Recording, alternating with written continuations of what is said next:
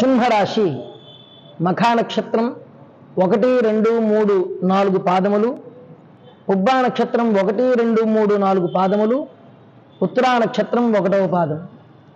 ఈ రాశి వారికి ఆదాయం 2, వ్యయం 14, రాజపూజ్యం 2, అవమానం 2.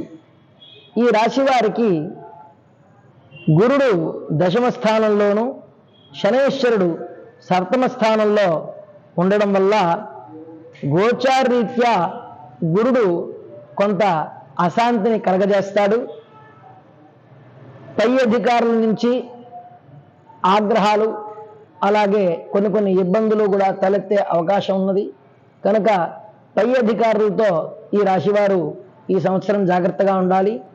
మునుపు సంవత్సరంతో పోలిస్తే ఈ సంవత్సరం సింహరాశి వారికి క్రమేపీ వృద్ధి కలుగుతూ ఉంటుంది. సింహరాశి వారికి కళత్ర స్థానంలో అనగా కుంభరాశిలో శని సంచారం వల్ల మిశ్రమ ఫలితం వస్తోంది.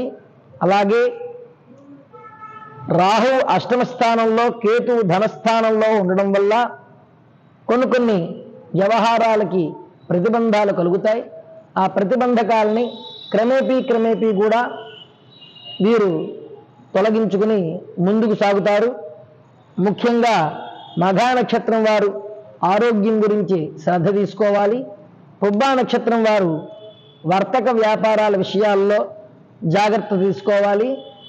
ఉత్తరా నక్షత్రం వారికి సర్వత్రా జయం కలుగుతుంది. వీరు దక్షిణామూర్తిని ఆరాధించడం వల్ల మంచి సౌకర్యాలని, సుఖ సంతోషాలని కూడా పొందడానికి అవకాశం ఉన్నది.